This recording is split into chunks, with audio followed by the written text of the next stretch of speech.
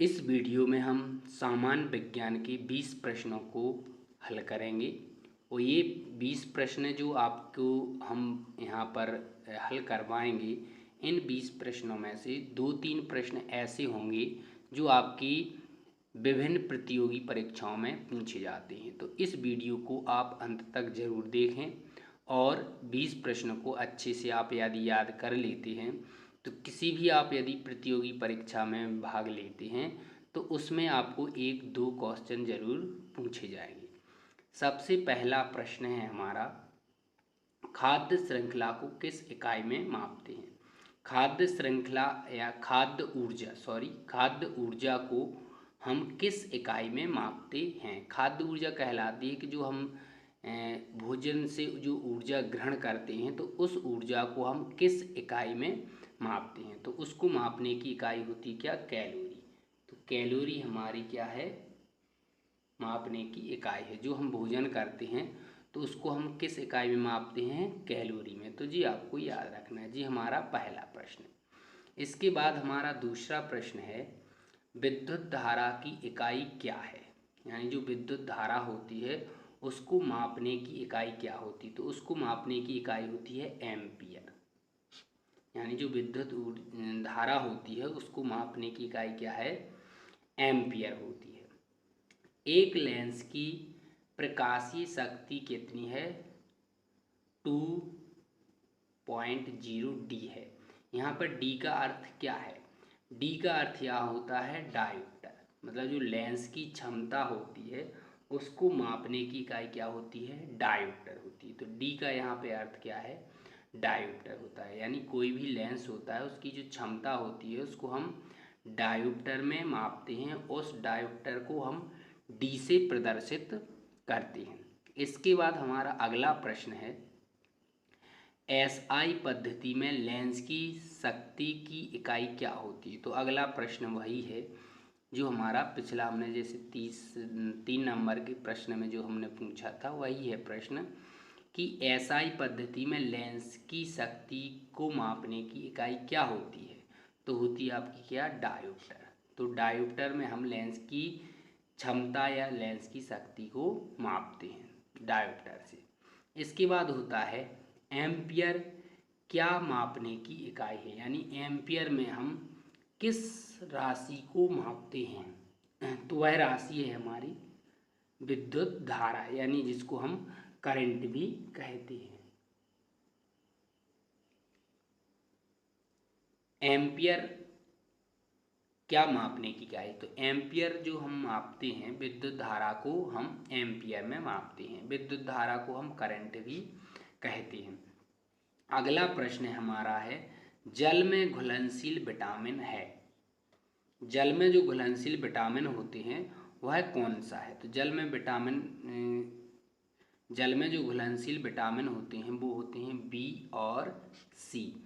तो विटामिन जो हमारे होते हैं उनमें से बी और सी विटामिन ऐसे होते हैं जो जल में क्या होते हैं, घुलनशील होते हैं। इसके बाद हमारा अगला प्रश्न है, जल में घुलनशील विटामिन है बी और सी। इसको अच्छे से याद रखें।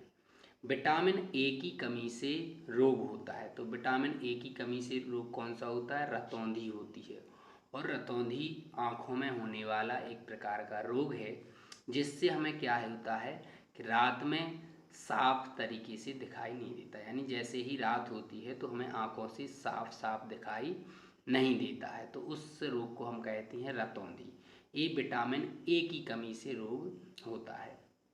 जी बहुत ही आपका महत्वपूर्ण प्रश्न है, इसको आप जरूर याद रखें। फिर आता है, खट्टे फलों में कौन सा विटामिन होता है। यानी जो हम खट्टे पदार्थों का यूज करते हैं या हम खट्टे फलों का उपयोग करते हैं उसमें कौन सा विटामिन होता है। तो विटामिन सी होता है। खट्टे फलों में जितने भी खट्टे पदार्थ होते हैं या खट्टे फल होते हैं उनमें विटामिन सी होता है। जो रसीले फल भी होते हैं उनमें भी विटामिन सी ही होता है। बेरी वेरी रोग किस विटामिन की कमी से होता है। अगला प्रश्न हमारा है, बेरी वेरी रोग किस विटामिन की कमी से होता है। तो विटामिन बी वन, यानी विटामिन B1 की कमी से हमें बेरी रोग हो जाता है। अगला प्रश्न है हमारा, प्रतिरोध का मात्रक क्या होता है? प्रतिरोध का मात्रक क्या होता है? इसका जवाब है ओम, और ओम को हम इस चिन्ह के द्वारा प्रदर्शित करते हैं। तो ये प्रतिरोध का मात्रक होता है जिसको हम ओम कहते हैं, और ओम को हम इस प्रकार के चिन्ह से प्रदर्शित करते हैं। अगला प्रश्न है, समतल दर्पण की फोकस दूरी होती है अनंत। इसका आंसर क्या है सही? अनंत, यानी समतल दर्पण जो होता है उसकी जो फोकस दूरी होती है वो क्या होती है? अनंत होती है।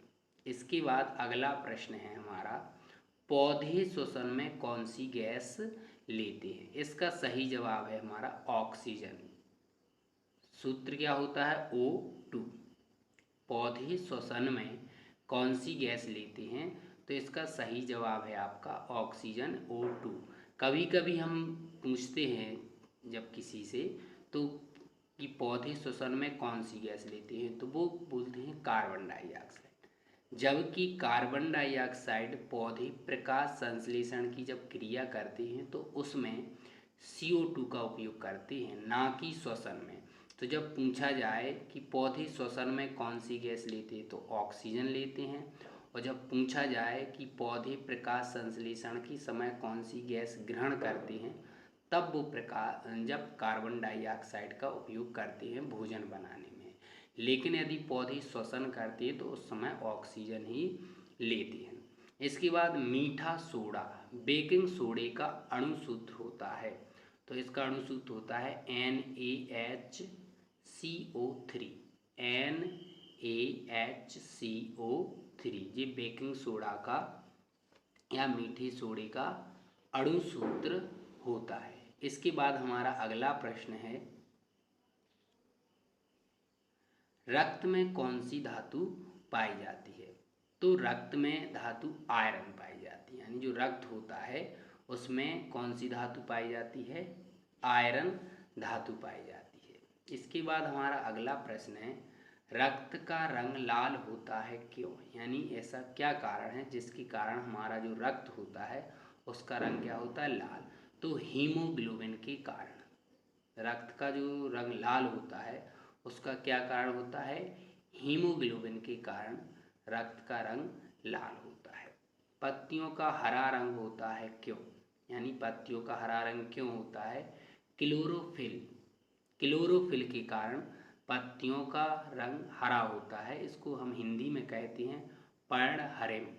पर्णहरिम के कारण पत्तियों का रंग हरा होता है। जल का अणु सूत्र होता है H2O। जल का अणु सूत्र होता है H2O होता है।